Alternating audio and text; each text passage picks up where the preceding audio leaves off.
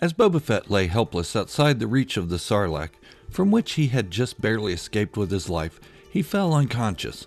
Meanwhile, in another part of the galaxy, word spread quickly of the fate of Jabba the Hutt and Boba Fett, the most feared bounty hunter in the galaxy. The first to hear this news were those in the rebellion. C-3PO had a bad habit of telling stories that would have been better off as a secret.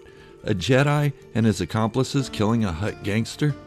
This is news that could tarnish the reputation of both the Jedi and the rebellion. Among the rebels in attendance of C-3PO's tales of assassination in the sand was a young fame seeker named Jodo Kast. Today on Star Wars Fanatic.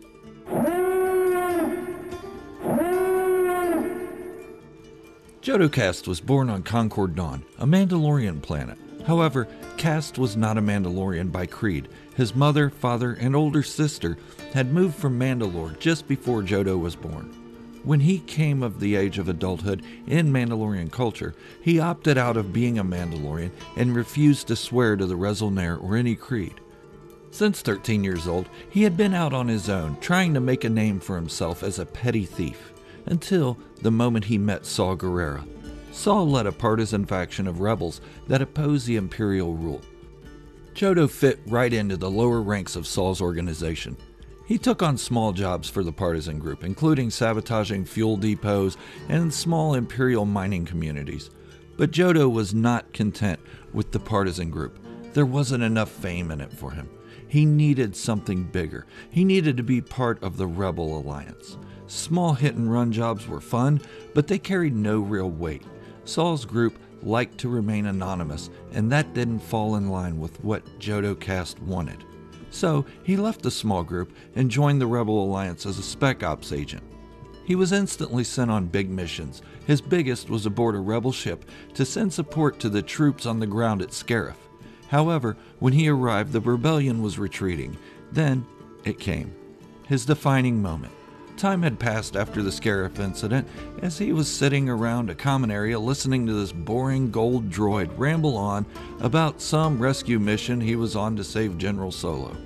But something in the boring droid's story caught his ear. Jabba the Hutt had perished and Boba Fett had fallen into the Sarlacc pit. Boba Fett. Everyone knew that name. He was feared by criminals and those looking to escape attention, and respected by those he had teamed up with.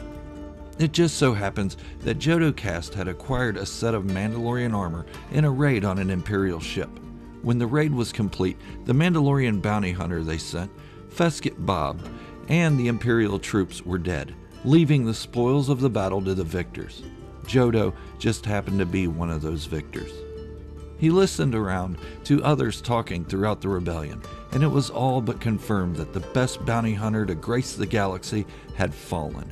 As his group of rebels made landfall to resupply on Lothal, he slipped away carrying the Mandalorian armor.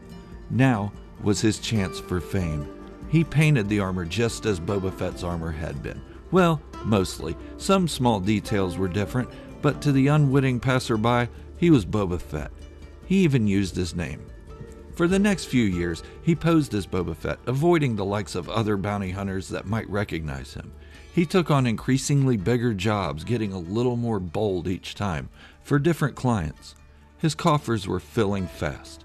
Then he got the opportunity of a lifetime. The Red Key Raiders had a problem they needed dealt with. A man wearing makeshift Mandalorian armor was threatening their operation on Tatooine.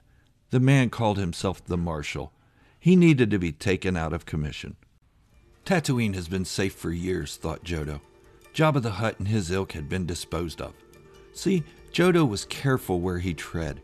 He didn't want to raise suspicions by anyone who actually knew Boba Fett. That could end his career very quickly. He had become a good bounty hunter, but still had his reservations about crossing paths with Boba's old friends. But now, Tatooine was safe to go after a bounty. He would make short work of this imposter and leave quickly. Jodo landed just out of sight of Mos Pelgo. He got to the outskirts of this tiny town quickly and immediately observed the Marshal from afar. "Wait, that's Boba Fett's armor," he said to himself. "But this is not Boba Fett. Too tall, too lean. Besides that, He didn't carry himself like Fett, and this man talked too much.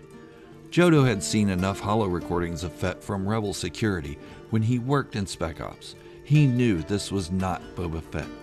Boba was truly dead. Now, there were two Boba Fett imposters. Jodo Kast, the other Boba Fett imposter, watched for days. He learned the habits of the Marshal that everyone was calling Cobb Vanth. He watched until the time was right. He lay in waiting, sniper rifle poised at his target, aiming just between the helmet and the shoulder armor. Just as he began to squeeze the trigger, blackness. Jodo Kast came to, suspended in a type of small-town backwater jail cell. It took him a few moments to regain consciousness fully, but when his eyes finally adjusted, his brain still felt like Tauntaun stew. But he could make out two men standing before him. One was unmistakable, his target, Cobb Vanth, the Marshal of Mos Pelgo. The other man was shorter, thicker, bald, and scarred. Acid-scarred. "Who are you?" shouted Cobb Vanth. I am Boba Fett," grunted the imposter. The other man spoke. "You are not. I am Boba Fett." If horror had a look, it was that of Jodo Kast's face. "No, started Kast. "You are nothing. You are an imposter, and you humiliate that armor and its colors," interrupted Boba Fett. Jodo looked at the armor neatly laying on a table just outside his cell. "Why is he wearing Boba Fett's armor?" he asked Boba. "You ask too many questions, stupid boy," Vanth continued. "You will remain in this cell until the real Boba Fett decides your fate." Then it was lights out again, as the Boba Fett imposter could no longer hold consciousness. Boba Fett and Cobb Vanth left the small jail. "What do you think he was doing here?" asked Vanth. "I'd say your mining guild hired him to kill you." "I could take his armor and return yours to you," replied Vanth. "No, that armor was taken from a Mandalorian that was probably killed by the man in your cell. That armor was most likely passed down from generation to generation. Wearing it, you would disgrace it almost as much as that bantha fodder in there. This armor is getting the burial it deserves, just as I hope its original wearer got. A true Mandalorian burial." Boba Fett, the real Boba Fett, walked away carrying the armor. To be continued.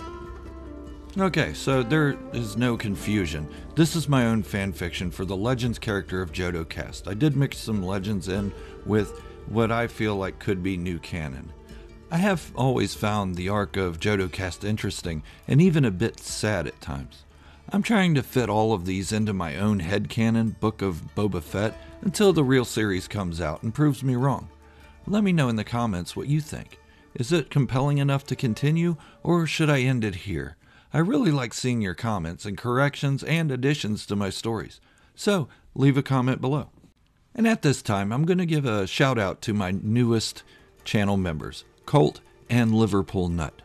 I left a link in my last video about their channel memberships to both of their channels, so go over and check them out. If you would like to join the channel memberships, hit the join button below for special perks from my channel. If you're new to the channel or just haven't made the commitment yet, go ahead and hit the subscribe button and turn on notifications to stay up to date with my Boba Fett, Cobb Vanth, and general Star Wars discussions and fanfictions. Also, hit the thumbs up to show your love for what I do here and the hard work I put into each video, and share the video with a friend. Let's see how high we can take this channel. Thank you for watching, and remember, this is the way, the only way.